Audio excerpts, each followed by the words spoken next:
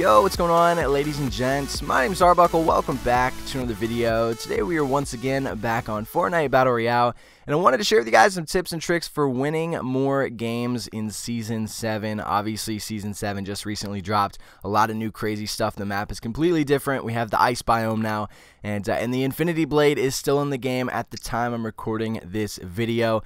So hopefully this video will help some of you guys out. I'm hoping I'll be able to share with you guys some things that you'll be able to add to your gameplay to hopefully help you get more wins, but we will see. So the first thing I want to talk about is picking a smart and safe drop-off location. I would recommend going somewhere that you're very comfortable with, that you're used to going, especially now. It's so nice having the Infinity Blade in the game because it allows everywhere else on the map to open up. I'm a huge fan of Retail Row and Pleasant Park, and they're generally two hot spots on the map, but now that everybody's going to Polar Peak for that Infinity Blade, almost no one is going to these other hot locations, making Retail, Pleasant, even Tilted a fairly quiet place right now. So using locations that are quiet but that you're comfortable with are going to be a major key for making it further into the game and trying to get those wins.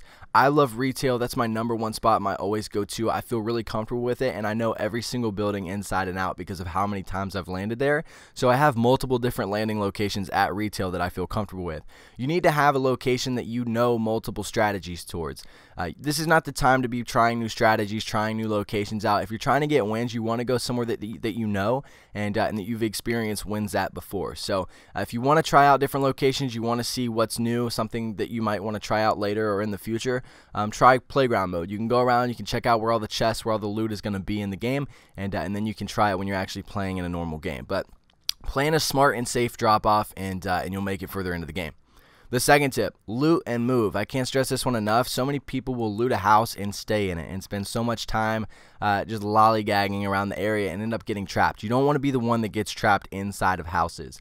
It's always nice to keep moving and trap other people, especially when I'm in Retail Row. There's a lot of houses. I always land at LeBron's house or the house next to the basketball court, and I'll go through it as quickly as possible, and I'll get out and move to the next house. And generally what happens is, because I move so quickly, I'll get to one of those other houses before the enemy has time to get out, and then I have the advantage because I'm on top of the house. I have them trapped, and they're inside, so it makes it easier for me to get that kill. You don't want to be the one that gets trapped inside, so don't stay around a house too long. Don't stay around a specific area too long. Make sure that you're looting and moving as quickly as possible. The third tip, use buildings as traps, and this is very similar to what I just talked about. You want to be on the outside. One thing I like to do, especially if I find spike traps, is I'll put a lot of traps on the ceiling inside of a house that I've already looted, and I'll try to make it look as untouched as possible. I'll close all the doors. Sometimes I'll even put some of the weapons that I don't need in front of the window so that it looks like the house hasn't been touched, making it for an easy kill. You're going to get hits with the traps. You can kind of just sneak around the house. You can wait inside. You can wait outside. But use those traps or those houses as traps. It's so easy nowadays. People are just constantly running around, just running in houses aimlessly, not really caring.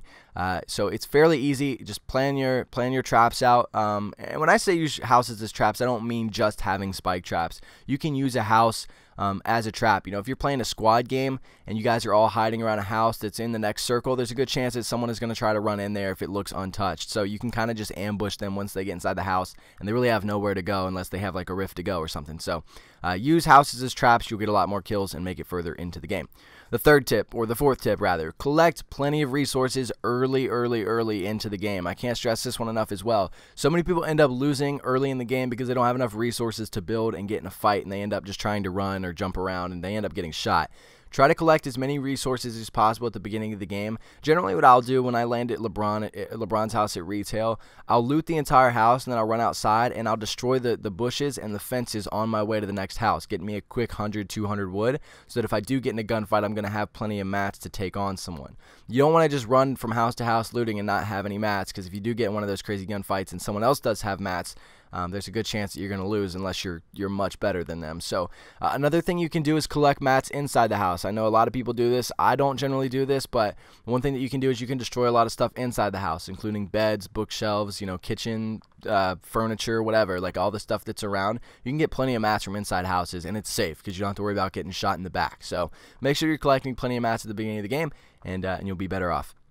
The next tip, don't engage in gunfights that you don't necessarily need to. I know a lot of people are like running to the circle and they see someone far off, or two guys are sniping at each other far away, and you feel like you need to get involved. You don't always need to get involved in those gunfights, and a lot of the times you're going to end up screwing yourself anyways, because you're going to get pinched or someone else is going to shoot you from a distance that you don't know is there. So don't get in those gunfights that you don't absolutely need to be in. I'm not saying to camp and be a pansy and not go after people, but there's no need to run across the map to try to get in a gunfight when there's still 15 people alive. It just makes no sense. You want to play it smart, you want to play it safe, and you don't want to put yourself in a position to get shot from a different direction. So make sure that you're not engaging in gunfights that you don't absolutely need to.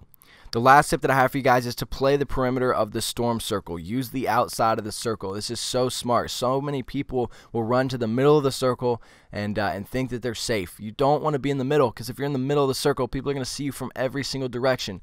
I generally feel comfortable building in the circle now. A lot of times I like to just hide, but I feel comfortable. If I have plenty of mats, I'll just run into the circle, start building. I don't care if everyone sees me. I'll keep my head down so I don't get sniped and just kind of keep a lookout. But you don't want to be in the middle, because if you're in the middle, what's going to happen is someone's going to have the balls to attack you. They're going to come after you, and while you're fighting this guy, because you're in the middle, everyone else is going to see it, and everyone's going to get to pick a few shots and most likely hit you. And it's really annoying when you're getting shot from 4 different directions in the middle of the map when there's still 15 people alive. So make sure that you're playing the perimeter of the storm. Stay on the outside of the circle. Don't screw yourself. Don't be too far out that when the next storm circle starts moving that you're not going to make it in time. You're going to get stuck. But again, make sure that you're cutting off different directions from people getting to you. Make sure that people can't come up behind you, or that you're at least watching your back. So use these tips. You guys should be able to win more games. If you guys have anything else to add, make sure to leave it down in the comment section below. I hope you guys did enjoy it. Make sure to subscribe if you haven't already, and I'll see you guys in the next video.